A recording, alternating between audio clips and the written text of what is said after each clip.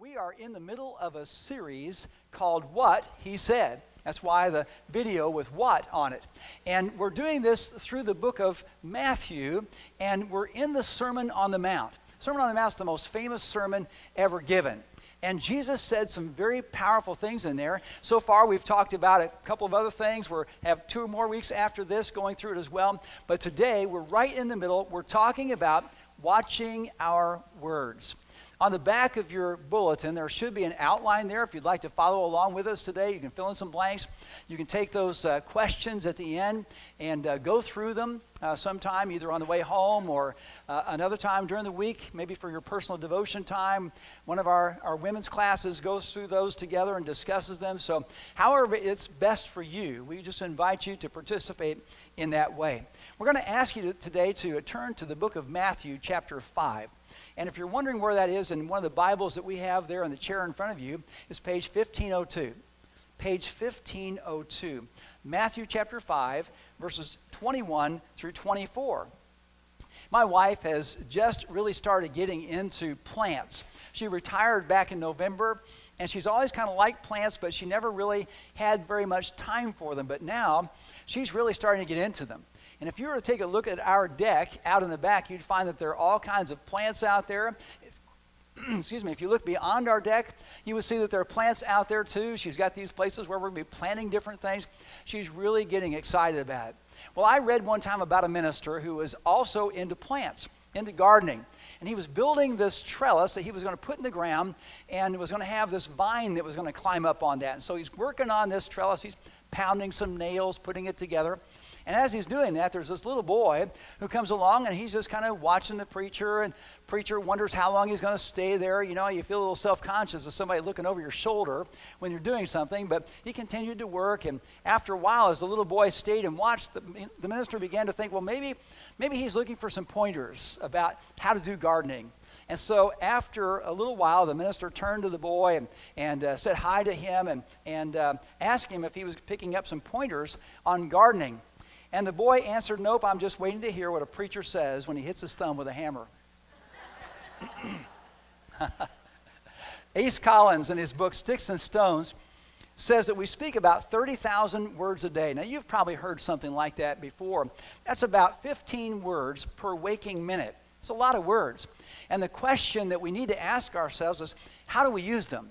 How are we actually using our words? And Jesus is going to talk about that in our message today.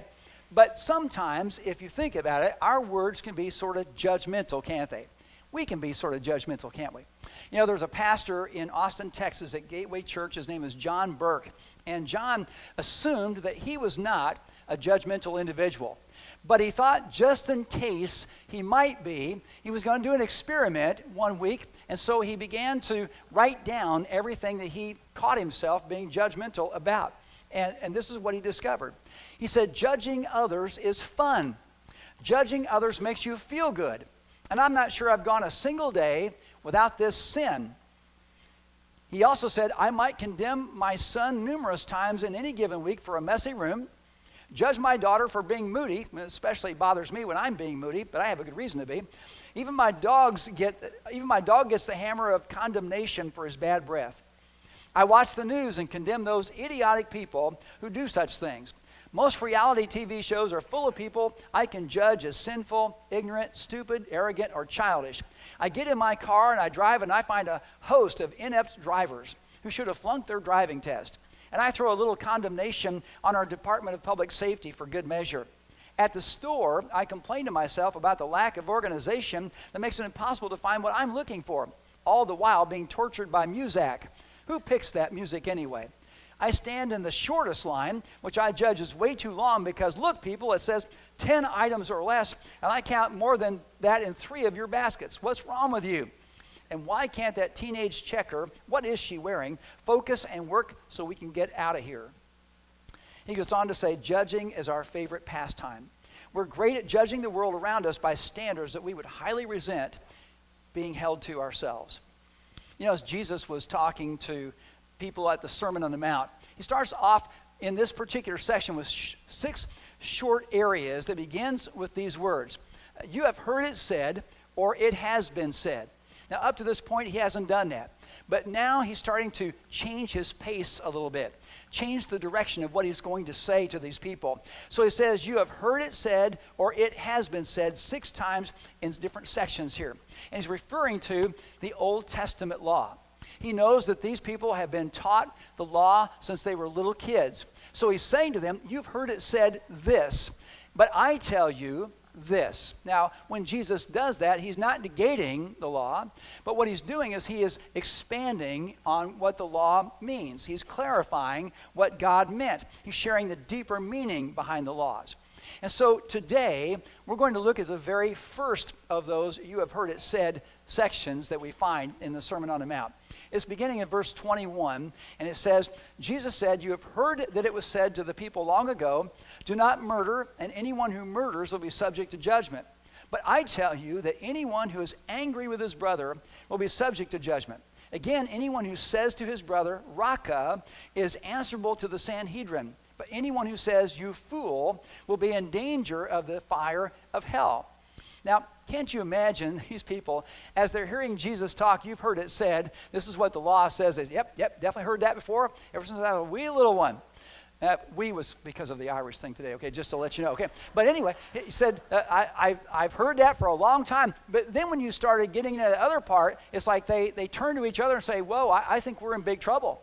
Because we've been saying words like this to other people. What is Jesus meaning when he says this? Well, he is getting ready to put a laser beam on 3 particular areas that all of us need to be aware of.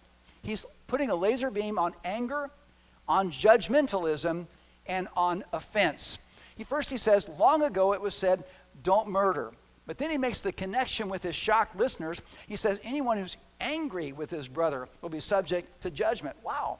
And so he's saying there's a tie between your attitude and your actions. There's a tie between your thoughts and what you do. So he's trying to make the point with them, saying, listen, you've all heard don't murder, and that's great. But I want you to know why murders occur. And this is how you begin to understand how to prevent murders as well. He ties those actions together. He says they stem from thoughts and emotions. So if we are angry at someone, we have to be careful because it's possible that could eventually end up in killing that person. Now, when Cain killed Abel, we know that God was saying to him, listen, sin is crouching at the door. Don't give in to it. Why was Cain angry at his brother? Because his brother had made a sacrifice, and he had made a sacrifice. His own sacrifice was not accepted by the Lord, but his brother's sacrifice was accepted by the Lord.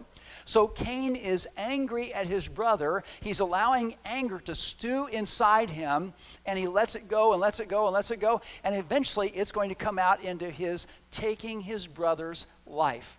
So Jesus, in saying this, sounds extreme, but there's certainly proof, biblical proof, of the fact that can very easily happen. So anger came first, then harmful actions. And then Jesus continues with derogatory words. He uses 2 descriptive and common words to make his point. And the first word is raka. Did you see that word right there? R-A-C-A, raka. Now, raka is important, not just by the way what it means, but also for how it sounds. Now, this is just a little bit gross, but how many of you remember when you were a kid hearing your dad clearing his throat? Really, you know I'm talking about, that just really guttural type, deep throat, scraping of the throat out and spitting. That's kind of gross, isn't it, to think about that? But that is kind of the sound that raka is associated with. Raka isn't said like I'm saying it right now. Raka has a type sound to it, of the person clearing their throat. It's the back of the throat, ugly sound that makes it so disgusting. It's that guttural type of sound that shows disgust and contempt to somebody else. So raka was said a certain way to show contempt, and then the meaning of the word was also connected right to that. Raka means it's calling someone an empty head, calling someone stupid, that they're a nobody, that they have no value or worth. And Jesus is saying that God is holding us accountable for when we speak like that. He's saying these aren't just empty words. They're not just blowing off steam. God takes them seriously. And so what he's getting at is that anger and ugly thoughts produce ugly words and ugly actions. You know, on Friday morning, I got up early. I happened to check on Facebook, and I noticed that Jill Shaw, who is our missionary to New Zealand, had some kind of post on her site, and something about, oh no, not in New Zealand. I thought, what happened? And so I texted her and said, what's going on? And she got back with me with what was going on. Most of you probably know now. I got on the news and watched, and there were 2 mosques over there where 48 people were killed by some crazed individual, and a few others involved apparently as well.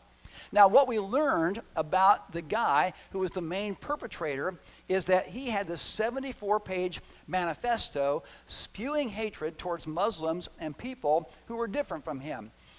Once again, anger and ugly thoughts produced ugly words and ugly actions. Now, Jesus also uses another phrase right here. He goes past raka, and he goes into what people might say, you fool. Now, it's important that we understand the Greek word behind this. The Greek word behind you fool is the word moros, M-O-R-O-S. And it's where we get our word moron. We've all heard that word before. Maybe we've used it before. It takes a person's reputation and twists it to sound like they were foolish and immoral, whether they were or not. So in other words, it's like destroying their name. It is calling their reputation into question. And then he attaches this idea of hellfire with this. He says, because you fool said in anger is bringing you awfully close to something foolishly sinful. It's ushering you into killing someone's character and their self-esteem, and it could lead to killing their body as well. Now that sounds extreme, doesn't it? But just ask a crime investigator, especially about progression of crimes of passion or crimes of contempt, and you'll find that Jesus is right on the money with what he is saying right here. What that means is you can obey the rules and be inwardly righteous. Jesus is authoritatively saying true righteousness doesn't come from just obeying externally. It comes from internal transformation that affects the whole person. You know, you could have said that those people in New Zealand weren't on anybody's awareness list. Apparently they weren't, at least from what I had heard before. No one knew what they were doing. They hadn't done anything wrong yet, but they were certainly plotting something, weren't they? And so Jesus is saying you can be awfully good on the outside, but on the inside you can have all this bad stuff happening right here. It's like a person who says they're being faithful to their spouse, but yes, technically they are, but you look at their life and they've got it filled with pornography and they're flirtatious and they certainly haven't necessarily stepped over the boundary of having an affair with anybody, but there's like this mental and emotional affair that's taking place. So what Jesus is getting at here, don't just be good on the outside, keep the inside straightened out as well. And here are a couple things he's saying right here. Words have power. Words have power. You know what? We like power, don't we? You know, guys like to know about horsepower. You know, if you were to go to the state fair and happen to go into the tractor pull, you know, there's something kind of fun about that. I haven't been to one for a while, but you know, you want to see them pulling the sled and doing all that stuff. People want to know about the horsepower of that tractor. You go to a car show, guys want to know about the horsepower of the cars. The drag racers, they want to know what's underneath the hood. They want to know power is important. You talk to a musician, he wants to know about the musical power of an amplifier. What's the RMS wattage? A rocket power for sending people into outer space is important. Baseball pitchers who throw extremely hard are called power pitchers. And words have the power to affect people's lives. This week it was announced that CNN is being sued for $275 million because of things that they said about some high school students from a Catholic school in Covington, Kentucky a month or two ago. They were at a National Right to Life march, and especially they're reporting on one student in particular, Nick Sandman, was especially defamatory. And the reporting influenced other people from around the country to jump on those students verbally and on text and social media, and they even received death threats. And so Nick Sandman's family has hired an attorney to go after some of those organizations that were so defamatory. Words have power. Words have power. Did you know that the word sarcasm is from two Greek words that mean to cut and flesh? Anyone know the feeling of having your flesh cut by someone who's being very sarcastic to you? Someone who's saying some things to you that really hurt you? Well, Paul addresses that problem of sarcasm and cutting words head on in Ephesians 4:29. He says, "Do not let any unwholesome talk come out of your mouths, but only what is helpful for building others up according to their needs, that it may benefit those who listen." In Proverbs 12:18 it says, "Some people make cutting remarks, but the words of the wise bring healing." Proverbs 18:21, "The tongue has the power of life and death, and those who love it will eat its fruit." So the right words can bring things like hope and courage and direction and faith and strength. The wrong words stick to us and affect us for a long time, maybe even a lifetime. I could ask you for a show of hands to see how many of you heard something said to you even when you were in first grade that you still remember now that was derogatory to you. And almost all of us could probably hold up our hands and say, yep, somebody said something to me during that time. I still remember it. I think about it every once in a while. It still hurts when I think about it like that. It's kind of amazing how words have that power, isn't it?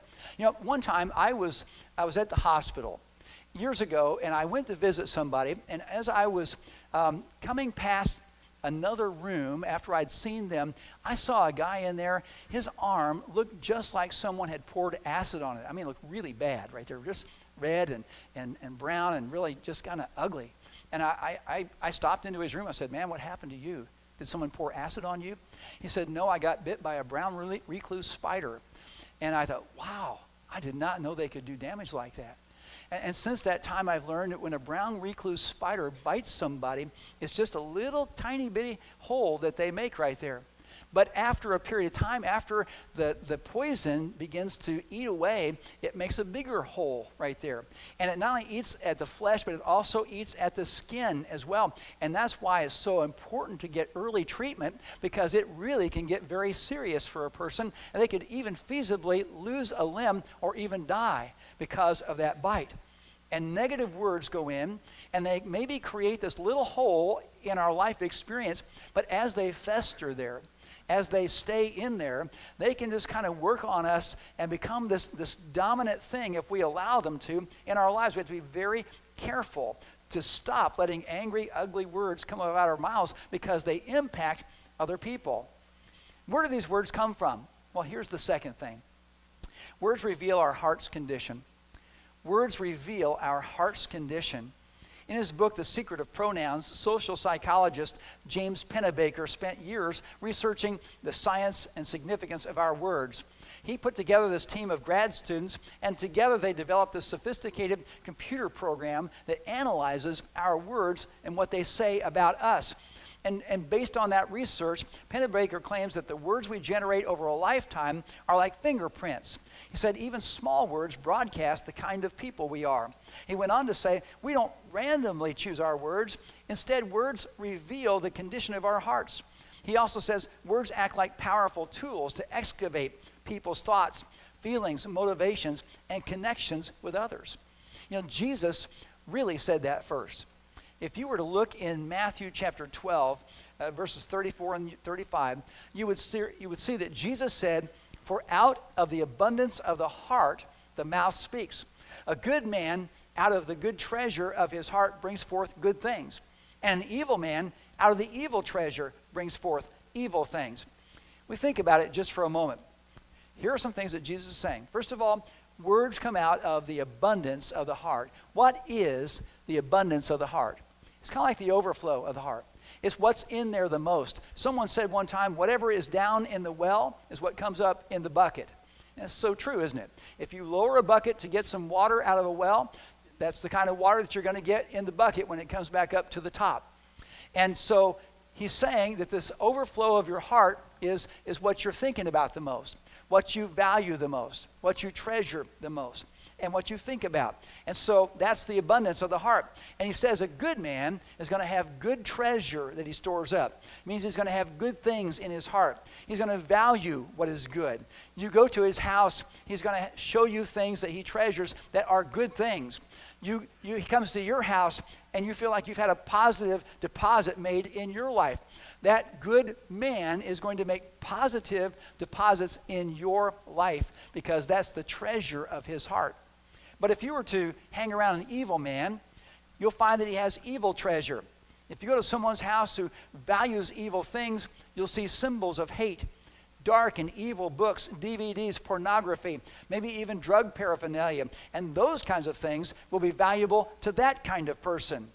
And Jesus says that whatever types of things a person values will be conveyed through their words. They will convey the condition of their heart. In his book called If, Mark Batterson says, our words are x-rays of what is inside us. Jesus gave a lot of weight to words that he called idle words. He said that we will give an account for every idle word that we speak. The word idle means unemployed. So an idle word is a word that doesn't accomplish anything good. It doesn't have anything productive about it. So if we were to evaluate our words, how are they doing? Are they employed for good, or would they be considered to be idle words? What are your words saying about your heart's condition? And there's another thing here that we find in our outline. Words can make things better.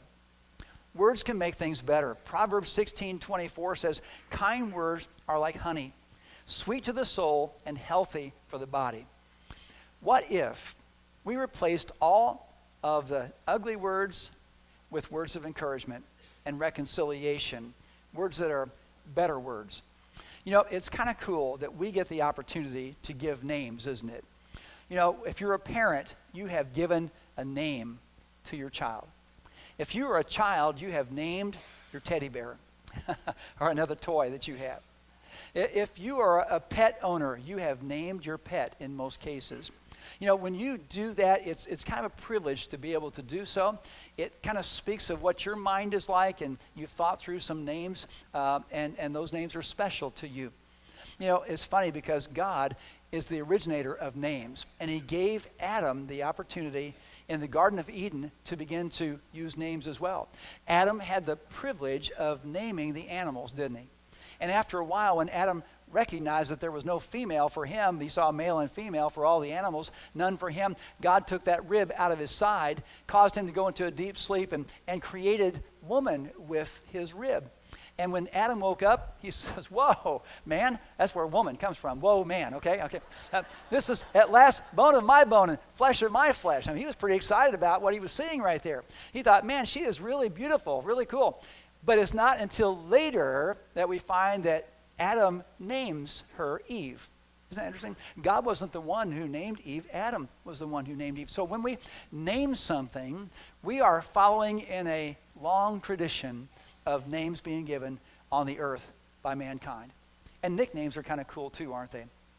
In January of this year, Mariano Rivera, the relief pitcher of the New York Yankees, was elected to the Baseball Hall of Fame, and he is the only player in baseball history to be named unanimously. In other words, he got a vote from everybody who had the chance to vote. He got their vote. That's never happened ever in the history of baseball, and baseball goes all the way back to the 1800s. That's pretty amazing when you think about it. When Mariano was playing, he had a nickname given to him, and he was called the Hammer of God. Now that's interesting, isn't it? When he would come in, he was like the hammer throwing that ball. He was getting players out. I mean, he was tremendous, no doubt about it, considered to be the best of all time. But also there's something else that goes along with that.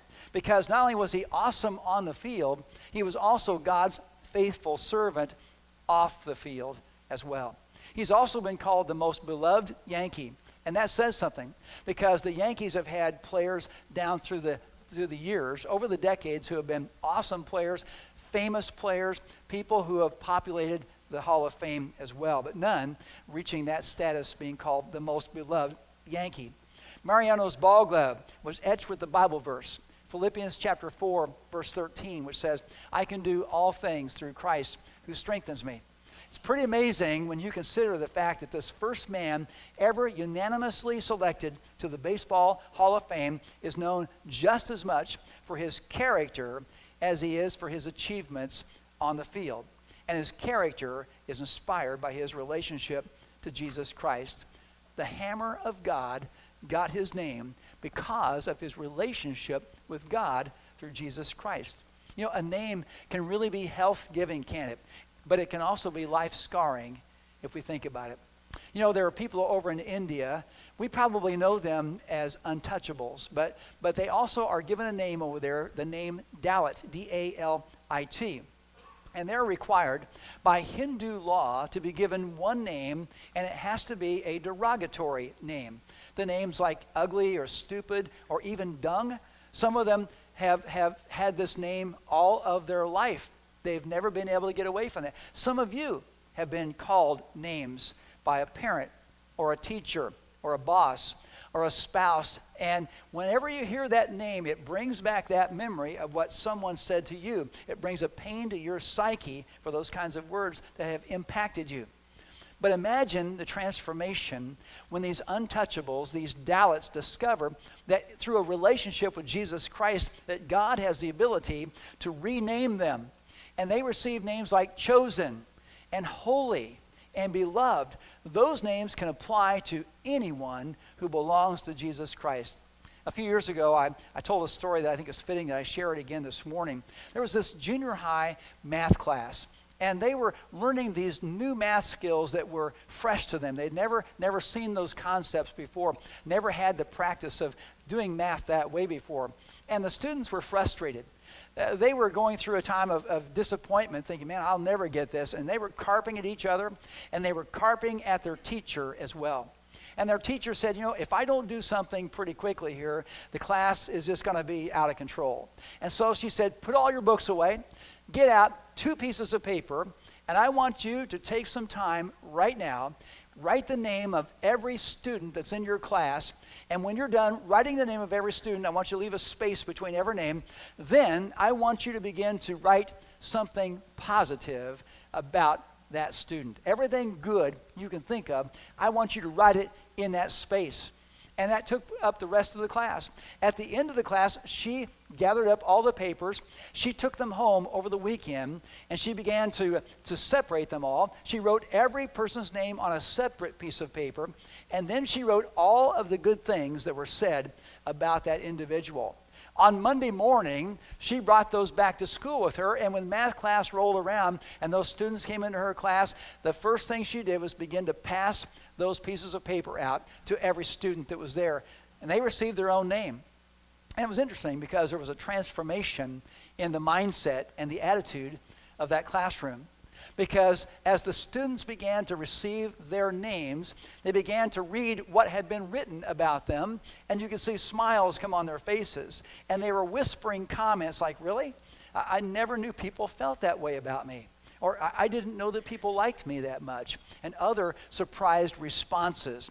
And the students really felt a lot better about themselves. They felt better about their classmates, and it made a big difference for them. But a few years later, one of the students that was in that class, his name was Mark, and Mark was killed in an accident. And of course, many of the students were there at the church where the funeral was held, and that teacher was also invited to come to that particular ceremony honoring Mark's life. And after the funeral was over, then the parents of Mark invited the teacher over to their home, and they wanted to spend some time with her. And ironically, it was there that the parents told her, we want to show you something. Mark was carrying this when he was killed. And the father reached into Mark's wallet, pulled out that list of all the good things that Mark's classmates had said about him. And then they said, thank you so much for doing that. As you can see, Mark treasured it. And there were other students who kind of were in that general vicinity, and they were hearing what was said, and they all moved a little closer as this was happening. And then they chimed in to this teacher. And they said, you know what? One of them said, I still have my list. It's in the top drawer of my desk at home. Another said, I put mine in my wedding album. Someone else said that they had their diary still, and it was still in their diary.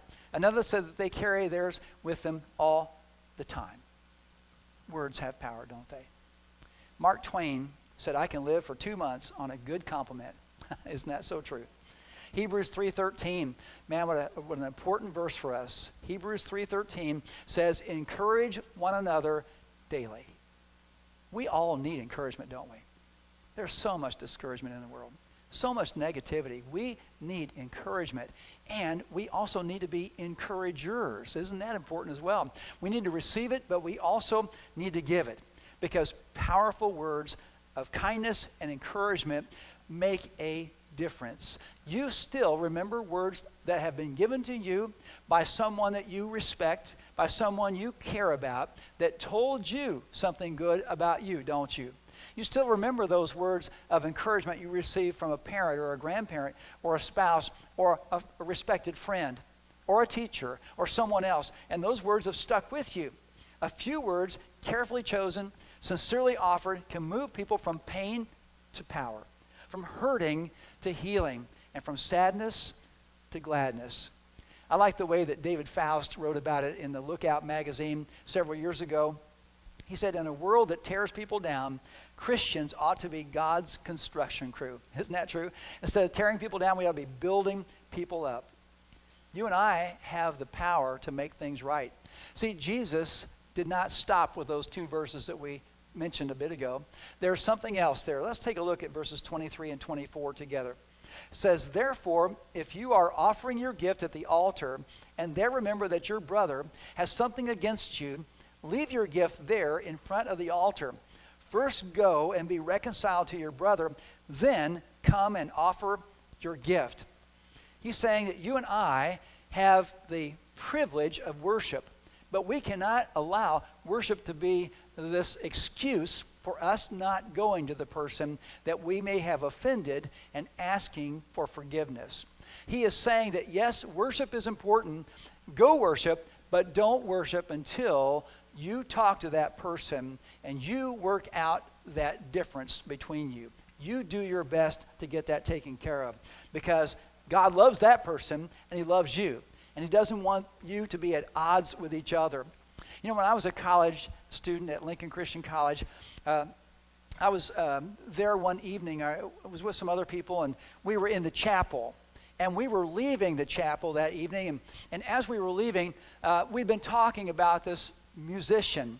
And as we were talking about that musician, some other people were coming in the door, and I made some kind of a sarcastic remark about that individual, kind of an offhand remark that I thought would be funny, but it really wasn't funny. And when I saw the face of one of the people who was coming in, and he heard what I had to say, I could see this look of surprise on his face, and I could see the look of disappointment in his face as well. And I left there that night mulling over in my heart what I just said, and knowing that I had offended him and that I had not represented Christ very well by how I had acted. I'd used my words inappropriately. I degraded somebody who did not deserve it by any means. Well, I was also in a band, and there was a night where we were going to be playing on campus, and we were excited because not only were we getting the chance to play, but also we've been working on some music that we've been writing, and we wanted to be able to present that to the students, and it was going to be a fun evening. But I also had this other thought in me, and that other thought was, that guy is going to be here. I know he's going to be here. He's a student on campus. I know he's coming. And so I had this decision to make. Am I going to act on this, or am I going to just go ahead and play? And I thought, you know what? We set up all of our gear in this room, and we're all ready to roll, just about all tuned up. And in comes this guy. Now, I could have played, and the only 2 individuals that would have known what was going on in my mind would have been myself and God. But I thought, that guy is going to look at me. He's going to listen to what I'm saying about God. And he's going to say, those words ring pretty hollow coming from you. You have not represented God very well. And so I thought, my conscience is really getting to me right now. The Holy Spirit is working through my conscience. I need to say something to this guy. So when I saw him, I put down the bass. I said, hey, can we go talk somewhere? He said, yeah. So we went to another room and sat down, and I said, the other night, I said some things that I know surprised you and hurt me as well, and hurt you. And I confess that I was wrong. I sinned, and would you forgive me? And he said yes, that he would. And we left there, we prayed a little bit, and then I went on out and we did the concert, and I tell you what, I was so relieved that I had gotten with him and confessed my sinfulness. But that's not the end of the story. Later that year, he had a youth ministry up in Michigan, and we were in central Illinois, and so he had driven up to Michigan for the weekend to be with the youth group up there, and had left after the evening meeting and was coming back home, and a car swerved over into his lane and hit him head on and killed him instantly. Someone who was making a positive impact on the kingdom of God, and I was sure saddened to hear about his death. But I was so glad that I'd taken the time to talk with him and to get reconciled. Do you see why Jesus is saying that right here? We may not get a chance again if we don't take that opportunity. And that might just haunt us. We might just say, man, I should have done it. I should have talked to that person, should have called them up on the telephone, should have made some kind of an arrangement to be able to speak with them and to be able to try to work things out. What if we pursued being a peacemaker with a passion for reconciliation, just like Jesus spoke about? In Proverbs 13:3, it says, whoever controls his mouth protects his own life. Whoever has a big mouth comes to ruin. I sure had a big mouth at that time. I wonder how many of us wish we could say, I love you, one more time to a loved one or someone who is separated from us for some reason or another. Is there someone here who wishes that you could go and ask for forgiveness or make things right with someone else? Say it now. Don't put it off. Get with them, because see, Jesus is lending a sense of urgency right here to this. He says, leave your gift in the front of the altar. First, go and be reconciled to your brother. Then come and offer your gift. How would you like to be remembered? How would you like to be remembered as someone whose helpful words left a good impression with others for years because you were an encourager and a hope giver? Or would you prefer to be remembered as someone who had a hair-trigger temper that went off too easily and whose razor-sharp words left years of negative memories when you were thought of? I'd like to think the choice would be clear there, that we should be encouragers, that we need to make things right, do it soon. Check the attitude of your heart. Remember the power of words and use them wisely. Someone might ask, what are the most powerful words in the world? Well, there are a lot of powerful words, but I believe the most powerful words are, I believe that Jesus is the Christ, the Son of the living God, and I accept him as my Lord and my Savior. I believe those are the most powerful words anywhere in the whole world, because that talks about your relationship with Jesus Christ for all eternity. And that begins to transform your life in so many different ways. Maybe today you need to step out and say, that's what I need to do. Those are words I need to say. And then I also need to go and talk to somebody and get that straightened out. But most of all today, these are words I need to say. I need to get reconciled with God and get right with him. If that's you I'm talking about today, let's stand up together. You come up and join me right up here in the front, all right?